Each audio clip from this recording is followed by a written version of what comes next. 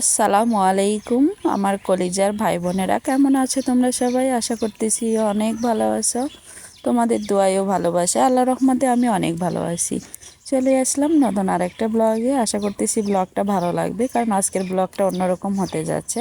আজকে কোনো রান্না বান্না কোনো কিছু শেয়ার করব না। গ্রামের যে সুন্দর প্রাকৃতিক যে দৃশ্যগুলি, এই দৃশ্যগুলি তোমাদের সাথে শেয়ার করলাম। এখন আমাদের গ্রামে যে বিল মাঠ, এই মাঠগুলি কিন্তু একদম সবুজে ভরা।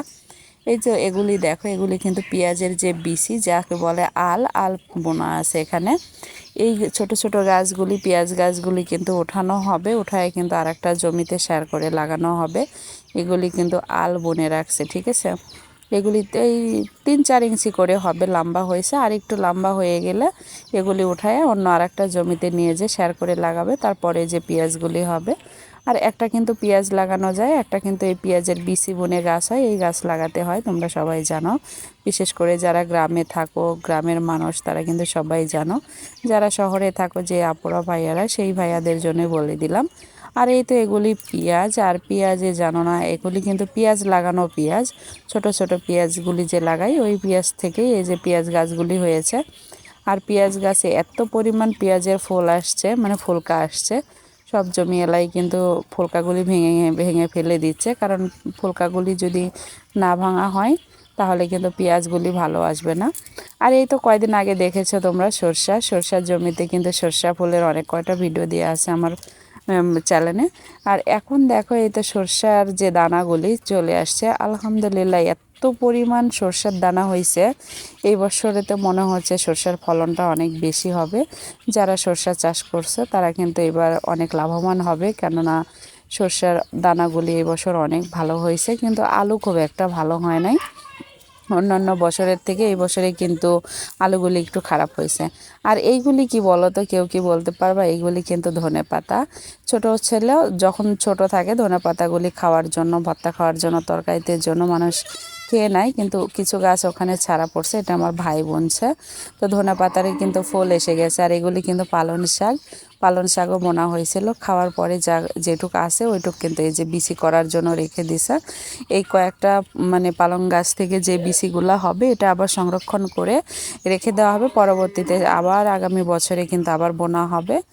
আর তারপরে এখানে দেখো, এখানে আমার আর একটা ভাইয়া হলো কপি লাগাইছে। এটা কিন্তু কপিটা মানে লমলা বলে আমাদের এলাকায়, মানে একটু লেট করে লাগানো হয়েছে, যেন এটা একদম লাস্টে সবার কপি শেষ হয়ে যাবে সেই সময় থাকবে। মানে রোজার পরেও এই কপিগুলি কিন্তু থাকবে, কারণ একটা গাছেও কিন্তু কপি আসে নাই এখনও, দেখো। আর গাছগুলি এত ভালো লাগতেছিল আমার দেখে, সেটা বলে বোঝাতে পারবো না। তাই তোমাদের সাথে সুন্দর দৃশ্যগুলি শেয়ার করতেছি। আশা করতেছি ভালো লাগবে। আর আমার চ্যানেলের ভিডিও যদি তোমাদের কোনো অংশে ভালো লেগে যায়, প্লিজ আমার চ্যানেলটা সাবস্ক্রাইব করে দিও। বন্ধু বান্ধব, আত্মীয় স্বজন, যে কারো কাছে আমার ভিডিওটা শেয়ার করতে পারো। আর যদি ভিডিওর মধ্যে কোনো অংশ ভালো লেগে যায় বা কোনো অংশ ভুল ত্রুটি থাকে, আমাকে কমেন্টে জানাবার, আমি শুধরানোর চেষ্টা করব। আর এখানে দেখো, এগুলি কিন্তু আলু, যেটাকে আমাদের এলাকায় হল্যান্ডার আলু বলে, মানে লাল যে লম্বা আলুটা হয়, ওই আলু গাছ দেখো এত ভালো হয়েছে আলু, এই আলুটা। আর যেগুলি দেশি আলু, ছোটো গোল আলু, ওই আলু কিন্তু খুব একটা ভালো হয় নাই। এই আলু কিন্তু অনেক ভালো হয়েছে। দেখো গাছগুলি দেখেই তোমরা বুঝতে পারতেছ। আমি জুম করে দেখাচ্ছি, গাছগুলি জুম করে দেখালে হয়তো বুঝতে পারবো, কিন্তু দূর থেকে ওভাবে বোঝা যায় না। আর এটা আমার এক মামি হলো মরিচ গাছ লাগাইছে, মানে ঝাল লাগাইছে। তো এখানে কিন্তু একটা ভিটা জমি, মানে যে বিলের যে জমি, ওই জমি থেকে একটু উঁচু জমি, এর জন্য কিন্তু এখানে মরিচ গাছ লাগানো হয়েছে। মরিচ গাছগুলি মাশাআল্লাহ অনেক সুন্দর হয়েছে, মরিচের ফুলও চলে আসছে। আর এই মরিচ কিন্তু এখন উঠবে না, কারণ এই মরিচ কিন্তু রোজার মধ্যে এবং রোজার পরে থাকবে। এই মরিচ যা মামি লাগাইছে, এই মরিচে কিন্তু অনেক দাম পাবে। আর এখন কিন্তু মরিচের দাম নাই, 30-40 টাকা কেজি। সিজনাল মরিচ যেগুলি হয়, এগুলি কিন্তু দাম থাকে না। কিন্তু এই মরিচ গাছের মরিচগুলি রমজান মাসে থাকবে, অনেক দাম পাবে। আর তারপরে দেখো, এখানে আরেকটা জিনিস, আমার বড় আপুর ছেলে আর আমার ভাস্তা দেখো কি করতেছে। পেঁয়াজের যে জমি থেকে পেঁয়াজের ফুলকা আনছে, অনেকগুলি ফুলকা আনছে, বিকেলে আছরের পরে আনছে, নিয়ে এসে সন্ধ্যা লেগে গেছে। এটা গতকালকের ভিডিও। তো গতকালকের ভিডিও আমি করে রাখছিলাম যে ছোট মানুষ দেখেন ওদের মাথায় কি বুদ্ধি।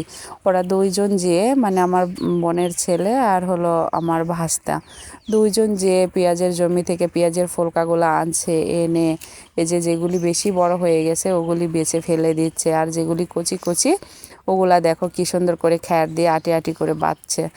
এইগুলি নাকি ওরা হাটে নিয়ে যাবে, নিয়ে যেয়ে নাকি বিক্রি করবে। আসলে ছোট মানুষ ওরা তো বুঝতেছে না। এই বছরে কিন্তু সবজির দামই অনেক কম, আর ফুলকা তো আরও দাম কম, হয়তো 2 টাকা বা 4 টাকা কেজি হতে পারে, এর থেকে বেশি হবে না। তো ছোট মানুষ ওর মাথায় যেটা আসছে যে জমিওয়ালা জমিতে ভেঙে ভেঙে ফেলে দিচ্ছে, তো ও বলতেছে যে আমিও ভেঙে নিয়ে আসবো, নিয়ে এসে আমি হাটে নিয়ে যে বিক্রি করব, বিক্রি করে আমার মজা খাওয়া হবে, আমার স্কুলের খাতা কলম কেনা হবে, আমি কামাই করে খাতা কলম কিনবো, এগুলি বলতেছিল, অনেক মজা করতেছিল। আসলে রিয়েল ভয়েসটা যদি দিতে পারতাম তোমরা বুঝতে পারতা যে ও কত কথা বলছে। ও ব্যবসা করবে, ব্যবসা শিখবে, অনেক রকমের কথা বলছে। তো তোমরা সবাই আমার বোনের ছেলেটার জন্য দোয়া করো, যেন ও ভালো মানুষ হতে পারে, ভালো করে লেখাপড়া করে ও যেন অনেক বড় হতে পারে। সবাই ওর জন্য দোয়া করো। ও ছোট মানুষ যা করে এতেই আলহামদুলিল্লাহ, ছোট মানুষ শখ করে করতেছে, সবাই ওর জন্য দোয়া করো।